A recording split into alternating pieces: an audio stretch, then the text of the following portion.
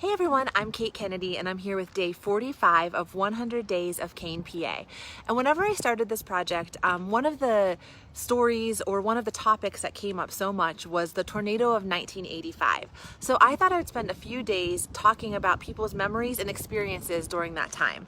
So today we're going to start with how the community really responded to help each other out during that time of the tornado and the cleanup and all of the work that needed to be done afterwards. So I'm here at Kane Lumber and we're going to talk with John Marconi about his memories of how what happened the day of the tornado and how the community rallied together. So flip you around.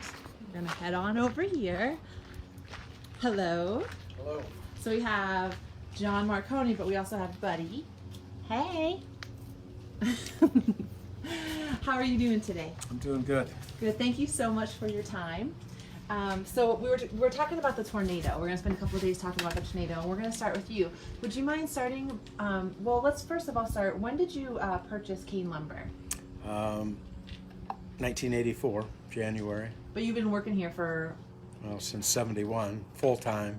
And then you in '84. When in 1984? January. January. You said okay. January 1984, you purchased it, and then May of 1985, there's a tornado. Right. So can you go ahead and tell us what you remember about that day? Well, that night I was out to the Little League fields to a game, and sitting in the bleachers. It was just a warm night, and somebody said there was tornado warnings, and I responded by saying, "Well, every time that happens, what you get's a bad thunderstorm." But then, before the end of the game, there was dry leaves just like fluttering down from the sky, which was odd. Didn't really think anything of it other than, what's this? And came back to Kane after the game, and it was raining, and I stopped up to my mother-in-law's to look at a window that was leaking, and got real black, and the tornado went through.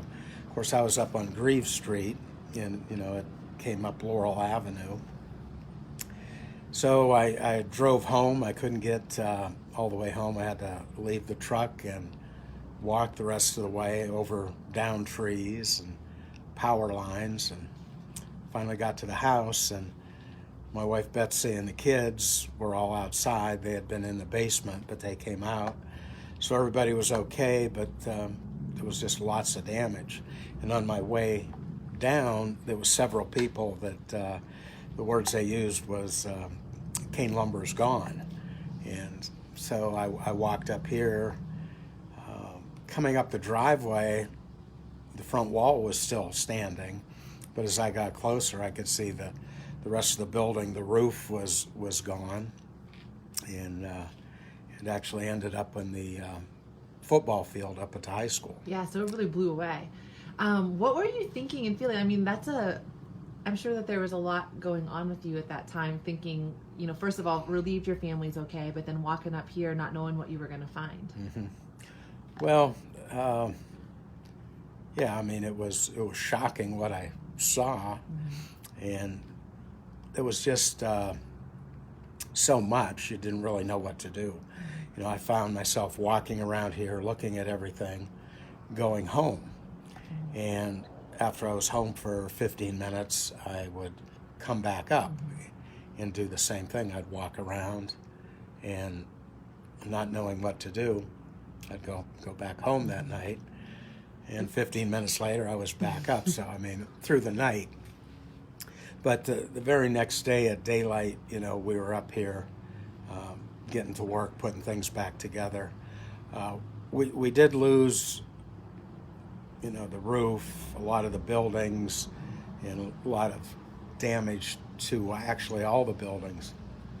But what saved us was probably 90% of our inventory was still good. We did lose some stuff that was susceptible to water by the rain, but 90% was still good. And the very next morning at 7 o'clock, there was people here to buy things that they needed. I mean, I know at 7 o'clock somebody wanted some roofing delivered, and we were in no shape to do anything like that then. But I fixed him up with the material and gave him the truck, and he took it to his house himself. Yeah, so you were still able to help out, even though there was damage done to your building. A lot of your inventory was okay, and you were still able to help people who needed materials to rebuild. Yeah, and there was a lot going on at that time. So right from the first day, we were busy with what we did as far as supplying materials, but we were also busy, moving stuff around, covering stuff up, trying to get things back to normal. Yeah, so you said when you walked up, the front was still standing, and then you went in and the roof had blown off. Like, what were the damages done to the different buildings around? It was odd. One thing I saw was, when I went into the building, was you look up and you see the sky, but there would be like shelves with lightweight material, like aluminum louvers, that were still sitting on the shelves that didn't blow over.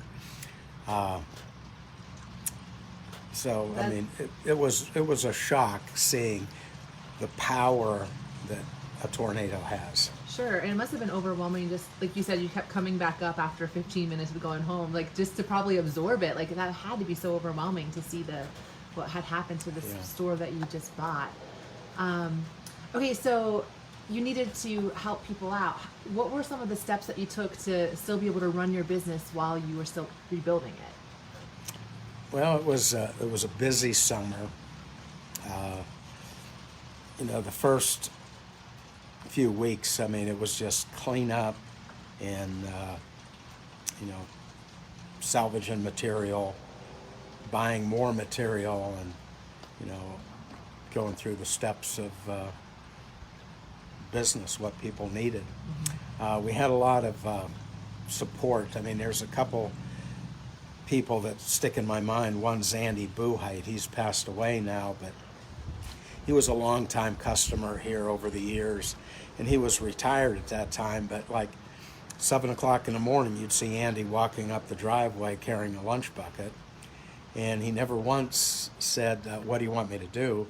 He just went in and went to work, organizing things, cleaning up.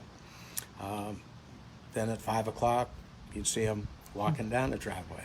Next morning at 7, he'd be walking up here.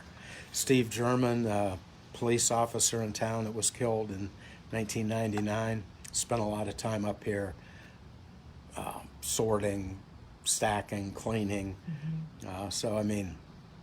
That was sort of overwhelming, seeing that, the support from people, and lots of people. Just coming up to help out, not necessarily for any other reason than just they wanted to help the community. Right. Yeah. So what about your office operations? How did you manage that during this time? Well, that first day after the storm, we built a temporary office, had it built in a day, had a generator with power to it, and matter of fact, for probably the first month, didn't even go home. We just stayed in that little office. You'd work till dark, and then go to sleep on the floor, and you didn't have to worry about setting an alarm, because usually before opening hours there was somebody knocking on the door who needed something, so you got up and started the day all over again. And when you say you worked till night, that was because you were serving customers during the day, and then after work you had to rebuild. Right. And we had contractors up here, like, moving dirt and demolishing the buildings that were left. And so there was things that I knew what they needed to do the next day, and so we'd be working at night, clearing those areas. There was a temporary plywood rack that we built to hold all the different types of plywood, and we built it so it would keep it out of the weather. It had a roof on it, and the guys moving dirt would say, "Okay, we're going to be working over there tomorrow. That has to be moved." So after we'd close, we'd take and unload the plywood rack, drag it with a tractor to a new location, take the plywood and load it back up. And it seemed like every other day I was unloading that, moving it, loading it back up.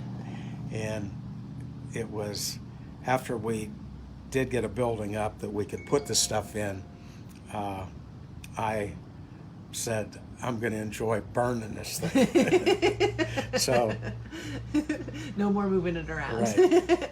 Okay, so you have this temporary office built up front that you're sleeping in because you're working all day until night. You're staying here at night. You're getting up early in the morning serving customers. How long did it take for you to rebuild this building that you're in today?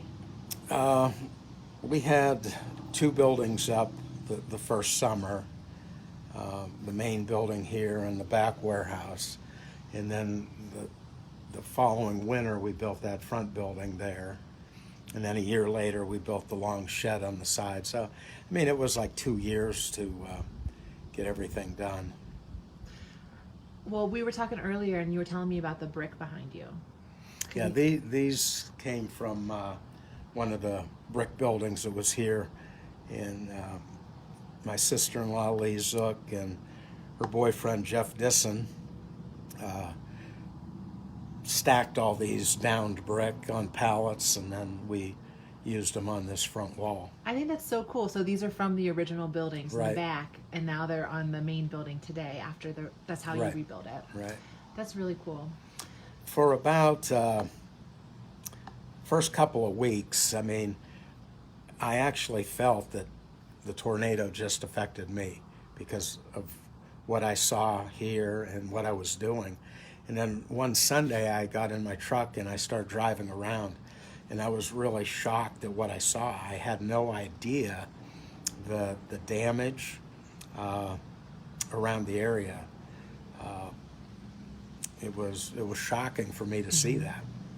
And stuff like this, you know, you could rebuild, but there was 3 deaths locally and a lot of injuries, and you know, those kind of things can't be replaced. Yeah, and I think that it was even more than just Kane that was affected. Yeah, Ohio, a lot of northwestern Pennsylvania. I mean, it was a big, major storm that I think there was like 5 tornadoes. Wow. And it's really affected. I was saying I didn't move here until 1990, and that's one of the first things I picked up on was that there was this tornado and people were really aware of the weather. Like, it really made an impression. Right, but time does go on, Mm-hmm. and so it was that like 35 years ago. Mm-hmm. I mean, you have a lot of people that, you know, weren't around when that happened. Mm-hmm. You have people that were here that have passed on, Mm-hmm. and you know, you sort of forget about it. But Mm-hmm. you know, one thing, the weather, you know, you can't control it, Mm-hmm. and something like that, you just have to protect yourself, get to a safe spot, Yeah. and let it go. Yeah. Yeah, and like you said, things like this can be rebuilt, and I think it's such a great testimony to your family, but also to the community, that not only were you able to rebuild, but you were able to help people rebuild through Right. your business during the aftermath of the tornado. I think that's such a really key piece to all of this. Yeah, the night it went through, I mean, all you heard was chainsaws. You had, you know, we're a logging community. You had, you know, guys out cutting open roads. You had log trucks moving trees. There was people that would bring food up here. Yeah, it was overwhelming. Yeah, so it was a hard thing, but it also really shows how people came together Right. to make sure this town got back on its feet. And when something like that happens, that's what has to be done. The people have to take care of themselves, take care of their neighbors, help one another. I mean, you don't sit back and wait for the authorities to come in and take care of everything. I mean, there's a place for them, and it's a very important job, but the initial, you really have to take care of yourself and your neighbor. Yeah, it really did. I think it really brought people together because, like I said, so many people, this is one of the first stories that they want to tell. And so I appreciate you sharing. Do you have other things that you'd want to share today? No, but like I said, mine is only a small part of it. It's just my experience through it. And, you know, it was a vast storm. There's hundreds of stories. I mean, I would hear stories from people, you know, odd things that happened, like things that were way up in trees and things that were driven through house walls. But, you know, after a while, none of the stories impressed you because they were just all unbelievable. Yeah. Everything, it was shocking at first, but the more you hear the shocking things, you're like, that's becoming more and more normal. That's right. That's normal. Yeah. Yeah. Okay. Awesome. Well, thank you so much for your time today and for Okay. sharing your experience and your stories. Okay. Thank you. Yep. All right, everyone. Thank you so much for tuning in. I would love to hear your memories and your stories of the tornado of 1985. Were you here?